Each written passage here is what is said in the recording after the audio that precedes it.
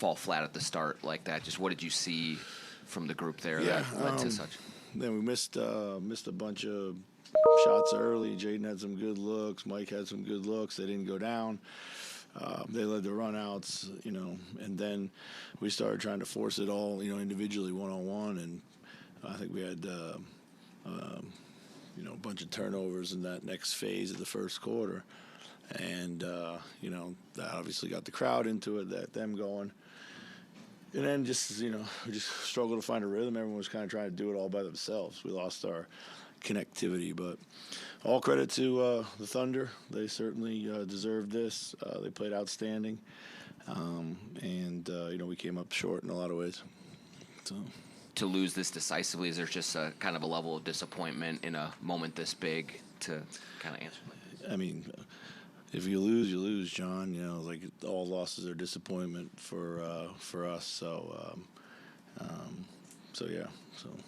Chris, obviously you gave credit to the Thunder, but the games you played here were far different than the games you played at home. Yeah. Like, as you look at that group, they're young, they're in your same conference. Sure. And they could be there for years to come. Sure. How do you view them as an obstacle moving forward for your group? Well, obviously, outstanding team, well built, super deep. They've got an identity and a style of play that suits them. They got a bunch of young players, and it looks very, very promising.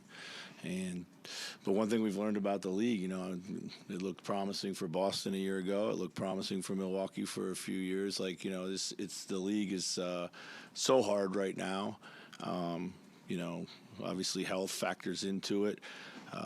Roster construction, being able to afford the tax, all these things come into play at some point. That's why, you got to go for it now. You really do. Whenever you're in the moment, you got to go for it right now. And, these guys are well positioned to do that. Coach, two questions. One, what do you think Ant learned from this series that he'll take moving forward? And two, it certainly hurts everybody, but Mike Conley sitting at almost 40 years old, his third opportunity, didn't get it. I don't know if you saw his emotions or how he felt. So, Mike is super upset, but the key, I'll start with that part of the question. Nobody, I think we all wanted to go as far and win it all for Mike Conley, if not for anybody else in our locker room. Is what he's meant to us, what he, who he is as a person. We still have him next year, and the key to these things right now in the league is trying to get here as many times as possible. We just talked about the parity in the league. So the key is, get there as many times, and it's very hard to do. But Mike is, sometimes maybe not. Maybe Mike. Maybe it works out for Mike in a different way. Maybe he wins one as a coach. Maybe he wins one as a general manager. There's a lot of things that can happen for you in your future, but we're going to keep battling for him and for the organization. What did Ant learn? I think obviously, he's got to, learn to play against that physicality and that type of kind of holding all the time. I think, they made it really hard for him. I thought for a lot of the series he did make the right play, and we preach that to him all the time. Yeah, we need him to be aggressive for sure. He's got to find some easier buckets. I got to help him do that.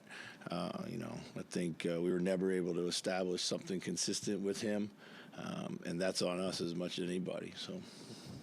Chris, just over the course of the series against this opponent, just how close to I'm sorry, I can't hear how close to perfect did you have to try to play against these guys, given what they could do to you in a short stretch of time? You're never going to play perfect, so we don't even set out to kind of play that way. It's pretty simple, right? They've beaten us more than we've beaten them this season, but every single time they've beaten us, we've had 18 to 20 plus turnovers. Every time we've beaten them, we've had 10 to 12. It starts there, and that gives you a chance. That gives you the best chance. And again, we turned it over at 21 times tonight. So. what did you just see in terms of the turnovers? Like, I know you thought that it was sometimes in the Golden State series more of a product of losing focus late in games, but they were high turnover performances, and so were these. Like, why do you think that kind of reared its head? Yeah, we just kind of we didn't reverse the ball well enough. I mean, there was a crowd on one side of the floor, and when we would throw the ball away from the crowd, we'd come right back into the crowd.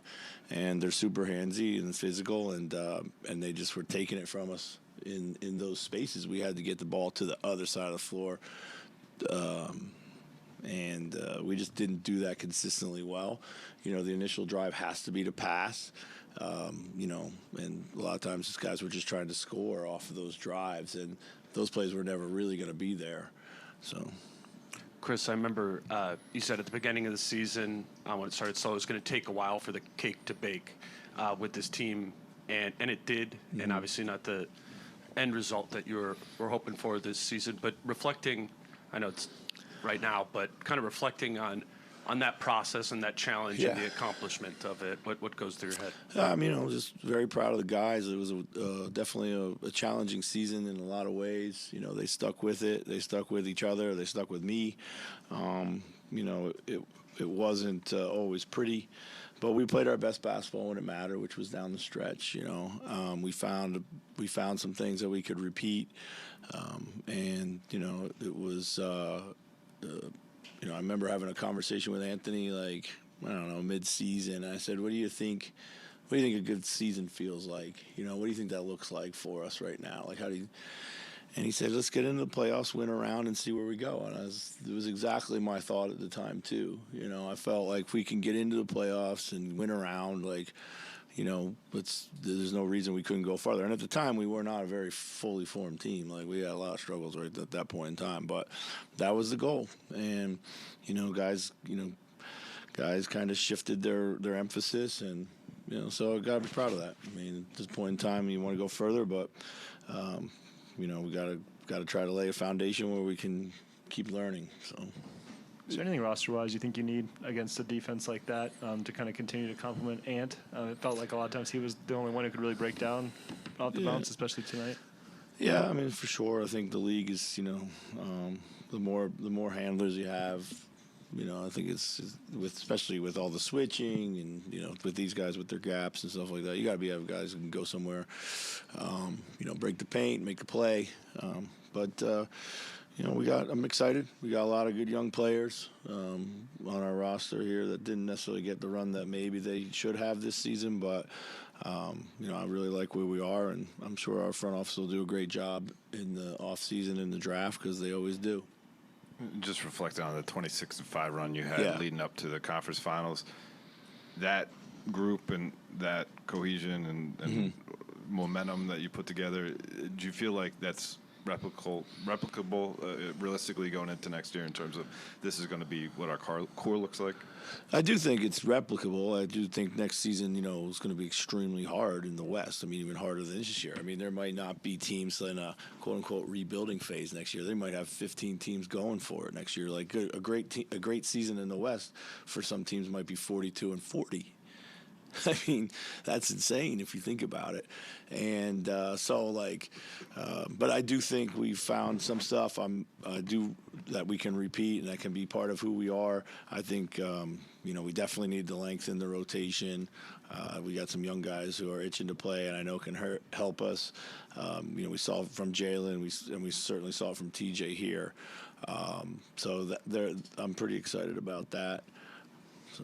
Yeah, you talked about how hard the West is, and you talked about bites at the apple before, and like you said, sustained success is almost impossible in this conference. Yeah. Does that make these moments hurt more when you get to the doorstep twice? And like, obviously you have a young team, a young core, and it figures to have chances to get back here, but like, just knowing how difficult the road is. Yeah.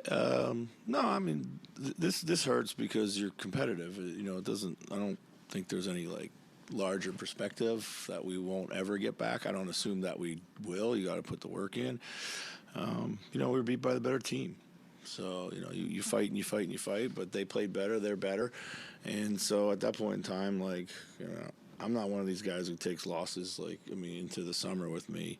We'll learn and we'll regroup, but, the better team won this series.